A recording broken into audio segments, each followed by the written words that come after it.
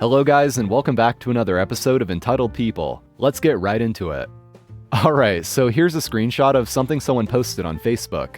The post reads, "Just wanted to let everyone know we're Papa John's near Meridianville. They have a driver that has a transmission leak. He will pull in your driveway and leave a big spot of transmission fluid.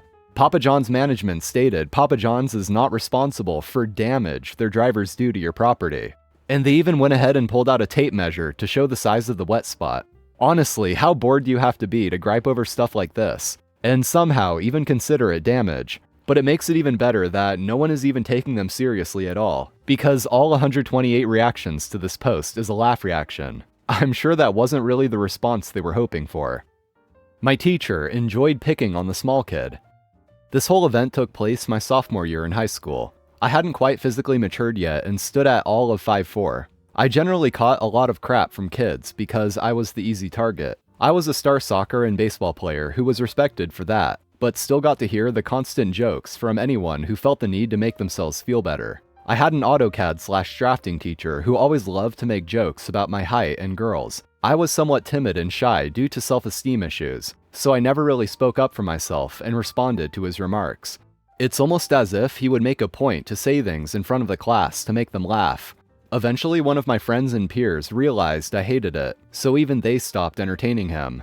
One day, I finally decided to speak to him after class, asking him to stop, because I was embarrassed and couldn't concentrate in the environment. His response was, "Jesus Christ, stop being such a pussy and get out of this room." I never forgot this. One day I came in and I had just gotten my learner's permit to be able to drive, so I was showing it off to a friend. The teacher came over and exclaimed, "Look everyone, they're giving 10-year-olds licenses now." He then grabbed a stack of 4 encyclopedia books and told me I could have them in case I needed to sit on them while driving. Well, it just so happened he was going through a messy divorce at the time. Everyone knew about it because his wife was cheating on him with another teacher at school. Being a day before Valentine's Day, I had bought a rose from the little booth at school to give to my crush.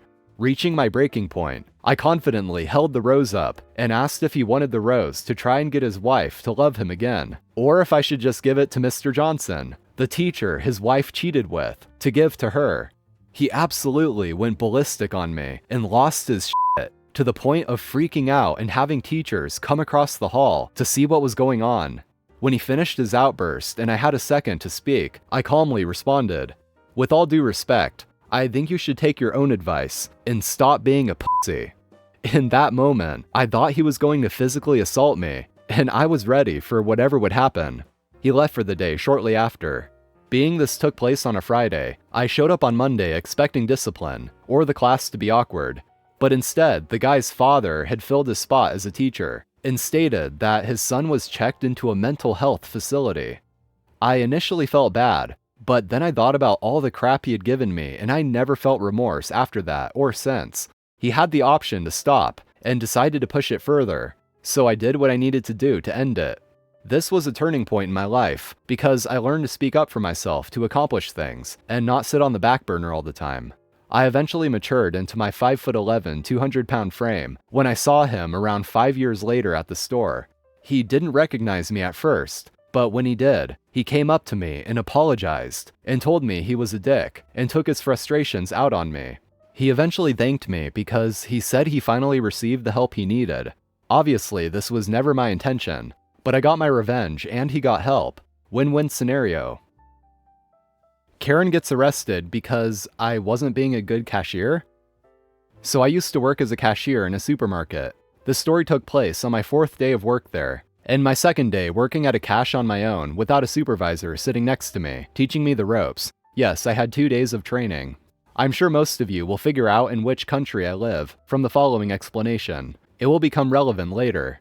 Supermarkets in my country are a zoo on a regular day.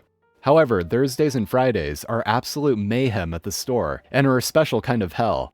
Fridays, the store closes 2 hours before sundown, as do most stores in this country. During winter, this means at around 2 p.m., and in summer, closer to 4:30 p.m. People get crazy on Fridays trying to get all their shopping done and get home in time to cook dinner. If you can avoid coming to the store on Friday, please do so at all costs. I always told people after this day, the reason Thursdays are hell is because we get all the customers who don't want to come on Friday. Now, this was early evening on a Thursday, at a time when the store is absolutely jam-packed. We had 10 checkout lines open, and every line had at least 6 or 7 people in line. Basically, if you are stuck with a slow cashier, there is nowhere else to go, unless you have 10 items or less. Everything is going well, until I get a customer with 2 shopping carts full of items, mostly non-perishable items. And these are the large carts you find around big stores in the US, like Walmart. I found out later he buys this for a community center in his neighborhood, and he fills up their pantry twice a year. Nice guy. He greeted me very politely and then said the most dreaded words I could have heard that night. This will be a delivery. When we get a delivery, the cashier would call a helper from the store to bag the groceries. Usually, people do their own bagging. The bags would then be placed in plastic containers, and the containers would then be placed on top of each other and taken to the back fridge until delivery. A regular delivery is usually between 3 to 5 crates. Back to the story. This guy has 2 full carts and wants a delivery. I say sure, no problem. Then I turn to everyone else in line and let them know that this is a delivery, and it will just take a bit longer than usual, and I apologize for any delay this may cause. We always do this so customers will be aware of the delay, and can move to another cache if they're in a hurry. This is when the whole line groans simultaneously. I don't blame them. There was nowhere else to go. I could see every one of them craning their necks to check out the other lines, and they all decided to stay. So I started scanning as fast as I can. I am pretty good with numbers, so even though it's my 4th day, I remember many of the codes, and things are moving rather quickly. I get to a point where the bagger can't keep up with the items, and the area to the left of me where I place all the scanned items is just a mountain of cans and bags of chips and whatnot. I can't even scan another item because they're falling back onto my scale. At this point, I stop and ask if he wants help bagging. The customer and the bagger are both appreciative, and I help bag groceries for a few minutes, just enough to clear some space so I can continue scanning items. This happens every few minutes. It gets full, I stop to help, clear some space, and keep going. This is where Karen comes into play. She is maybe early 40s, long brown hair, and looks nothing like a Karen, except for the way she was standing, with one hand on a hip that extended so far to the side, I wasn't sure how she's still standing. She's in my line, about 5 or 6 people in front of her still. This is the conversation that follows. "Hello, what are you doing?" said Karen. I'm not answering because I didn't think she was talking to me. I keep scanning. "Excuse me, what kind of a cashier are you? Why aren't you doing your job? Stop being lazy and do your job." She screams at the top of her lungs. "I'm sorry, ma'am, I'm just trying to..." "That's not your job. You are a cashier. Do your job, do your job." I realize now after reading so many Reddit stories that this would have been a perfect chance for some malicious compliance. I'm sure some of you hope that I did just what Karen wanted. Too bad I didn't know about it then. I'm just helping to move things along faster. If this is a problem or you're in a hurry, feel free to move to another line. I'm sure another cashier will be more than happy to serve you. I may sound like I'm the a-hole with this line, but I said it really nicely, not sarcastic at all. Obviously, that didn't help. Not listening anyway and having none of it, Karen responds, "Just do your damn job. You are a cashier. What is wrong with you? Are you stupid? You should be fired."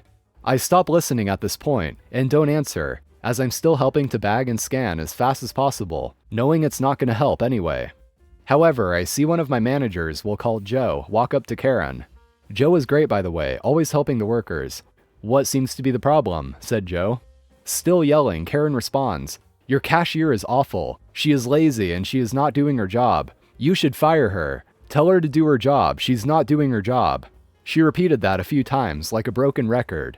Joe looks over at me for a second, understands exactly what is happening, turns to Karen and says, "Can't you see she's trying to help? She's trying to make this go much faster." Now Karen starts screaming words, I'm assuming, but I couldn't really make them out. She was practically foaming at the mouth. Joe tries to calm her down by explaining, or trying to, how me bagging items is actually helping, and this makes Karen even more irate, if you can believe it. Spit flying from her mouth, arms flailing, screaming like a banshee. Suddenly, I notice an older woman, must have been around 80 years old, trying to get Karen's attention by tapping on her shoulder. It takes a few tries, but she finally gets her attention and spins her around by her shoulder. "Hey, Karen. Karen, excuse me." "Karen," said the nice old lady. "What?" said Karen. "Your daughter is crying." This is when the entire store seemed to have stopped talking all at once, like someone pressed mute and turned off the volume. The sea of people in front of me parts a bit, and we all look down and see a little girl, who couldn't have been older than 4, clutching her mother's thighs, bawling her eyes out, snot coming out of everywhere and hyperventilating. This girl was terrified, and I can't blame her. Seeing her mother go off like that must have been terrifying, and she has no idea what's happening. She's in a huge store where she knows no one, and she's practically invisible. The silence lasted an entire 2 seconds, because that's when Karen started yelling at Joe. "Look what you did. You and your stupid, lazy cashier made my daughter cry." And a bunch of other crazy sounds that were perhaps supposed to be words. Things happened in slow motion for the next few seconds. She started to swing towards Joe. Joe is not a big guy, but he's bigger than Karen, that's for sure, and he's not easily intimidated. Not his first Karen. She would have decked him right in the face if the nice old lady hadn't grabbed her in a bear hug to stop her. Yes, she did. I had to pick my jaw up off the floor. At that point, other customers got involved, trying to peel off the nice old lady from Karen and stop Karen from trying to kill Joe. And from Joe trying to kill Karen because he was fuming by then. At this point, I saw mall security storm the castle. Our store was inside a mall. And the sea of people just surrounding Karen, and I couldn't really see much of anything anymore. Kind of like football players when there is a fumble and they all jump on the ball. By the sound of yelling getting farther and farther away, I figured Karen was being led either to the back office or to the mall security office, mall jail. This entire time this is happening, I'm still bagging and scanning items, and I'm about halfway through this customer's purchase. I finish up with him with no more problems. He was very nice and thanked me profusely for helping with the bags, even though technically it wasn't part of my job. He said I was the fastest and nicest cashier he ever had the pleasure of meeting. I was just happy to help. No one else in my line complained. I actually got compliments from people about keeping my composure. Apparently, many cashiers in my country think it's okay to yell at customers and just be plain nasty. I worked in customer service for many years prior, and I've never yelled at a customer even if they deserved it. Once the rush died down a bit, I went for a break. I met another employee in the back room, and I started to tell him about what just happened, when he cut me off saying, "She was yelling at you?" He starts laughing. I heard that. Well, everyone heard that, but I had no idea what the hell was happening. He told me that the police were called, and Karen was escorted out of the store and the mall in handcuffs. I filled him in on everything, and we spent the next 30 minutes laughing. I don't know what happened with the child. I'm assuming they called another family member to pick her up. I also don't know what happened with Karen after that, since I ended up working there for another year and I never saw her again. Alright guys, that's it for today's episode. Thank you so much for watching. Hit that like button if you enjoyed, and also subscribe for more. So I'm out of here guys, have a nice day, and until next time.